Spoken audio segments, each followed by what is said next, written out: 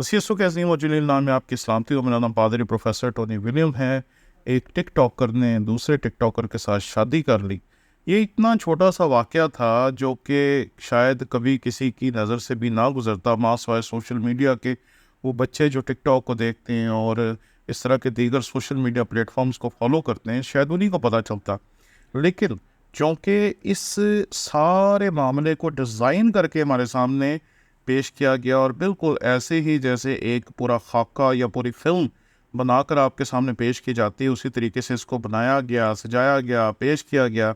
जिसमें पहले पिंकी फ्रांसिस नामी जो टिक टॉकर है उसकी शादी पादरी साहब ने पढ़ी और उसमें वो मुसलमान बेटा भी शामिल हुआ जिसका निकाह उसके साथ एक पादरी साहब ने पढ़ाया। और उसके साथ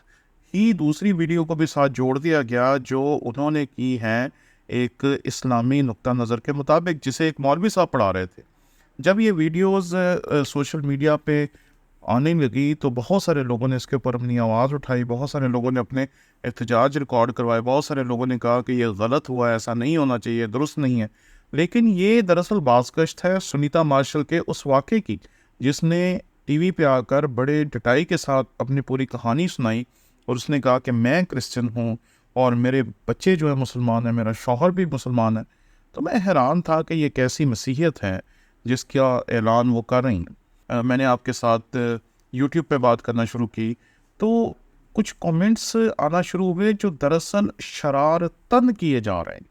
ये शरारत है जो आपके ख़िलाफ़ की जा रही है, जिसमें आपको बहुत सारे मुसलमान जो लोग हैं वो आपसे सवाल पूछते हैं कि जी एक क्रिश्चियन लड़की है, मैं उससे शादी करना चाहता हूँ, या एक लड़की है जो मेरी गर्लफ्रेंड है, मैं उससे शादी करना चाहता हूँ, तो क्या तरीक़ेकार है, तरीक़ेकार समझाएं, तरीक़ेकार बताएं।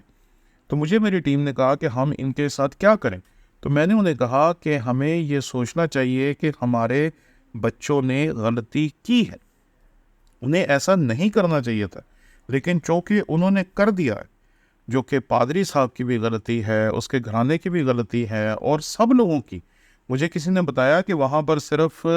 वो बच्ची और उसका घराना ही मसीही नहीं थे, पादरी साहब भी मसीही नहीं थे, बल्कि वहाँ और मसीही टिकटॉकर्स भी उनके साथ मौजूद थे जो उस प्रोग्राम को सेलिब्रेट कर रहे थे मसीही होने के बावजूद। तो मैं हैरान था कि हमारी मसीहियत कहाँ आकर रुक गई है, कहाँ ठहर गए हैं हम, कि हमारे लिए अब गैरत नाम की कोई चीज़ रह नहीं गई। हम तो बिल्कुल हर एक चीज़ को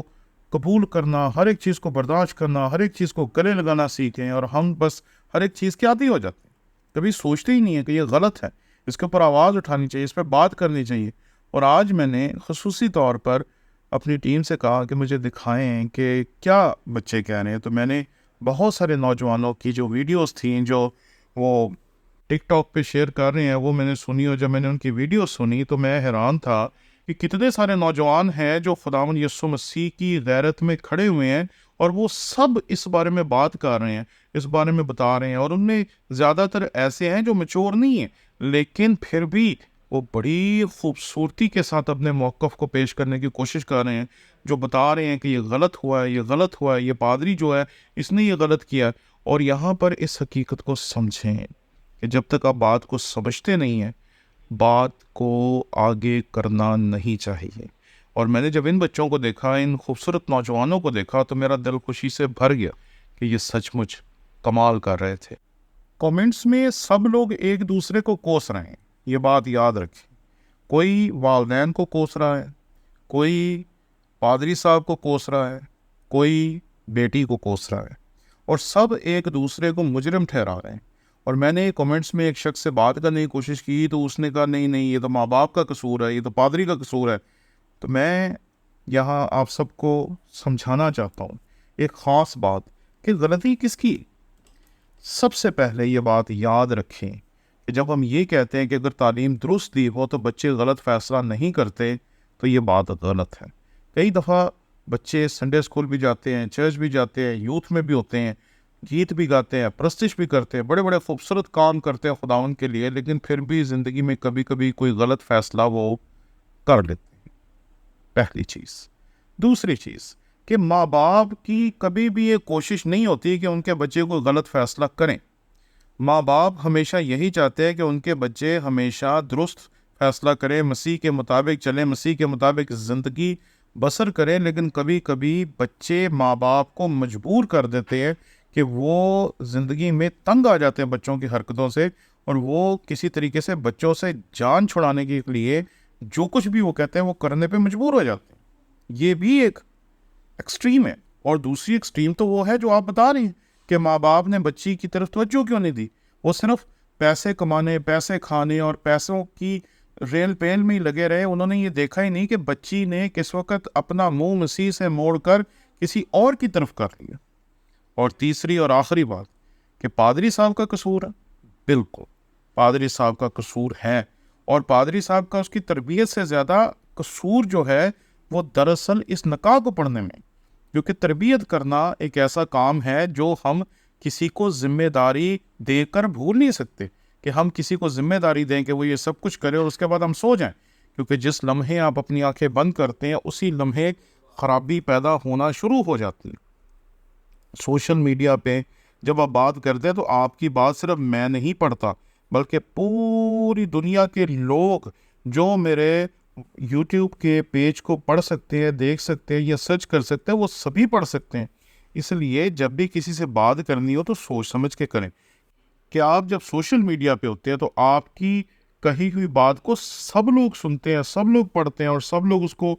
یوز بھی کر سکتے ہیں اور مس یوز بھی کر سکتے ہیں۔ اس لیے اس حقیقت کو سمجھیں کہ اب ہمیں کیا کرنا چاہیے، کس کا قصور تھا، کس کا قصور نہیں تھا، یہ بات اب بھول جائیں، کیونکہ جو ہونا تھا وہ ہو گیا ہے۔ اب ہم قصوروار کو تلاش کر کے اسے کوئی سزا دے کر اس سارے مسئلے کو ریورس نہیں کر سکتے۔ اس لیے کرنا کیا چاہیے، یہ وہ بات ہے جو میں آپ کے ساتھ کرنا چاہتا ہوں، کیونکہ لوگ اب تنگ آ رہے ہیں۔ اگر کوئی مجھے یہ کامنٹ کر رہا ہے کہ میری ایک گرل فرینڈ ہے اور وہ مسیحی ہے تو مجھے اس کے ساتھ شادی کرنے کے لیے کیا کرنا چاہیے، رہنمائی کریں، تو وہ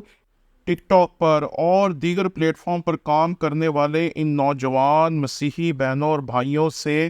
کیا بات نہیں کریں گے۔ اس لیے جب بھی کوئی آپ سے بات کرے، جب بھی کوئی سوال پوچھے، جب بھی کوئی تنقید کرے، جب بھی کوئی غلط بات آپ کے بارے میں کرے، تو یہ بات یاد رکھیں کہ زندگی گزرتی ہے کچھ انداز سے اور کچھ نظر انداز سے۔ ایسے لوگ جن کو جواب دینے سے آپ کو لگتا ہے کہ آپ کو کوئی فائدہ نہیں ہونے والا، کوئی ایسا شخص آتا ہے جو سوچ سمجھ کے آپ کو تنگ کرنے کے لیے، شرارت کرنے کے لیے یا آپ کی مخالفت کرنے کے لیے آپ کو کچھ ایسا جملہ بولتا ہے جیسا اس نے ہمیں کومنٹس میں لکھا، تو ایسے شخص کو سرے سے کوشش کریں نظر انداز کریں، کیونکہ اب جب آپ کسی بات سے ناراض ہونا شروع ہو جاتے ہیں، آپ کو یاد ہوگا کہ اگر کوئی شخص کسی بات سے ناراض ہو یا اگر کوئی شخص کسی بات کا برا مناتا ہے تو لوگ اسی بات کو بار بار بار بار بار بار بار بار دہراتے ہیں اور اس شخص کو تنگ کرتے ہیں۔ اس لیے اگر ہم ان باتوں پہ تنگ ہوں گے، اوفینڈ ہوں گے اور اس طرح کی باتیں کریں گے جس سے لوگوں کے دلوں کو خوشی ہوگی، تو لوگ اس طرح کی اور باتیں کریں گے۔ اس لیے خدا را آپ لوگ بہت قیمتی ہیں میرے لیے اور آپ کے خاندانوں کے لیے، گھرانوں کے لیے اور مسیحی کلیسیا کے لیے جو سوشل میڈیا پر سینہ ٹھوک کے بات کر رہے ہیں۔ میں آپ سب کو سلام پیش کرتا ہوں، لیکن احتیاط سے، کیونکہ ہم جس دور میں رہ رہے ہیں اس دور میں کسی کے لیے کسی کو بھی کچھ بھی کر دینا بہت آسان ہے۔ خدا نہ کرے کہ ہمارے کسی بھی بچے کو کوئی بھی کسی قسم کا نقصان پہنچا پائے۔ آمین۔